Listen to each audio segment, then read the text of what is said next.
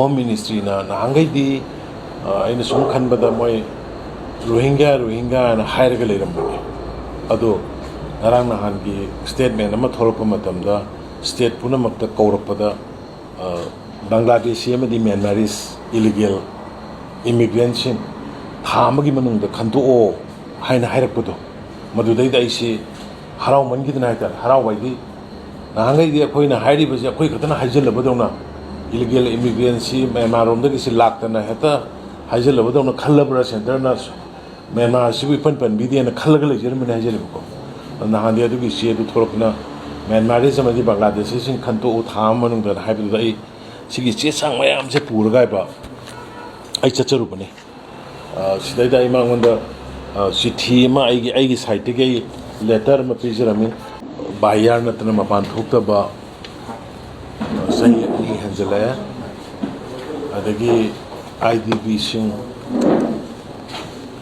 mayum na hanjan ngamdana school college da adagi migi mafamda saidanga leiba matang kusale masigi nungai tingai maraksida ngarang hanamuk ada kui bas samagi matang siroi da sapagida yamna maung ta da ba haibatare maung da state ki du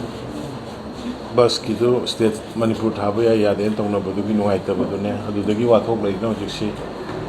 imai bel mayam civil society sing mayam rally tawna khotna da so panju khara yawi hengara madu nuaiti moi du gi dam tai nuai taw phong ruk chari adu mayam se gi khala ka dai honorable governor gi dai sangjaro bani honorable governor da unare ai mangonda sir ujik thoiba thogdoksi isang sinna kanna su hona biri du henna phajana kanna hona haningi tampaki mi sing maroina maitei sing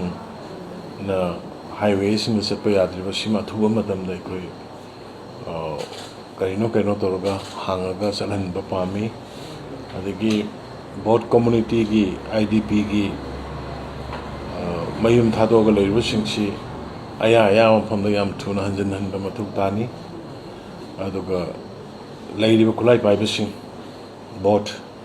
masi disarm toba madu da priority ahum se pihan ningi haidana ma isu piri ai kan honari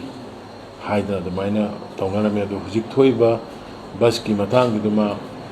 nazu yam nungai hokde kamai to guna communication gap lai rino kamai to ina isu yam nungai te madu ada aina pajana kauraga unaraga wari otai sabiraga settlement ama to biraga to biu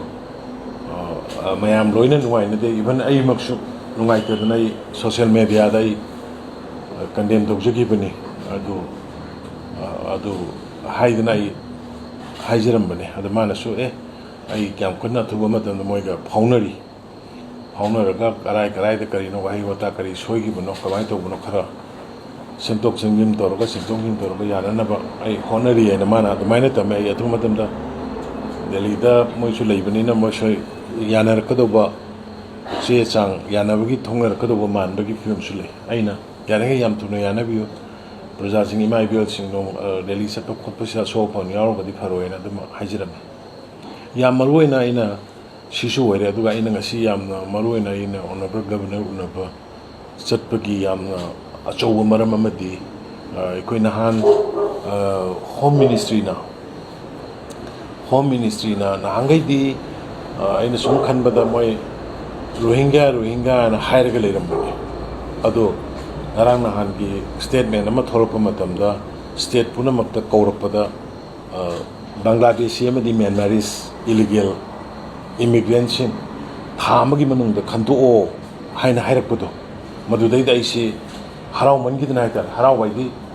nahangai di akhoi na hairi basi akhoi khatana haijalabadona illegal immigrants Myanmar romda gi laktana heta haijalabadona khallabra center na Myanmar sibu pan bidiya na khallaga jermani haijalabko nahan di adugi si adu thorokna Myanmaris amadi Bangladesh sin khanto tham manungda haibu dai sigi che sang mayam se puraga ba ai chacharubane sidai dai mangonda चिठी आई site के letter में पीजरमी सी letter से मैं loan पारोगे कहो कलिक media की friends loan copy यौनब तौजरगे सिदा कई नाते अखोगी इलीगल इमिग्रेंट्स की थेनरीबसे अनौब नाते रिफ्यूजी लेकिन से सपोज 1967 की 1967 की लागा से कहीं म्यांमार की ब्रह्मा कौरीद अखोगी मिलिट्री कू तौगी 1962 मिलिट्री कूदुगी इरांग इरोन मैम चेंजल्लखिबा है सेंटर लौरगा मदैद अखोगी ऑनरेबल MP आउटर की पक्वाई Haokip ministry of home affairs इब चिठी अखोई सूमाय तौदना लिसिंग चौगा फैमिली ब्रमीज रिफ्यूजी कुकी लिसिंग चौगा अखोई लेये साइकोल उख्रुल एरिया चाना थनब पीयू खोलूगा चेगद मधुगद लोन यावर गवर्नर याम हराउना sir central government Manipur illegal immigrant की illegal immigrant only not only कहोनिको म्यांमारीज खत नातेको इलीगल इमिग्रेंट बांग्लादेश यावरी अखोना खंदोकपद बांग्लादेश थेंगनब यावरीदुनी बांग्लादेश अनी पोस बांग्लादेश नेशनली खंगीरे म्यांमारी लाई नहाई खंगदन तौरबदो नारांग नहान की चेद था पीरपद चिठी थामदी कई अखोई नंगोई है हानदगी अखोई लोन अखोई honourable Letpao Haokip honourable minister ने लीड तौर सेम कैबिनेट सब कमिटी अद माई मखाद सेम सेक्रेटरी कमिश्नर की कनो कमिटी मदुद फंगीब मी 19,994 पुनः डिटेल अखोना कमाय तौगे कया डिपोर्ट तौकी कहोदी क्या फाई मोरेदी क्या फाई कहोदी चुरचानपुर क्या फाई